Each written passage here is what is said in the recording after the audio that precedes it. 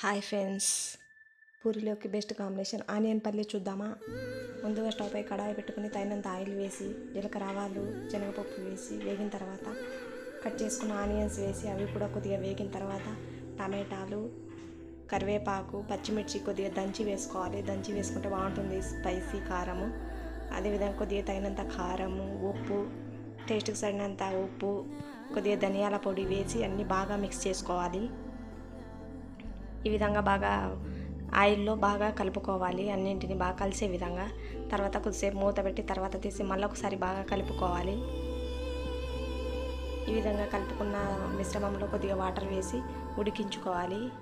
ఉడికిన తర్వాత ఒక 2 స్పూన్స్ శనగపిండి వేసి ఉండలు లేకుండా ఈ విధంగా కలుపుకోవాలి.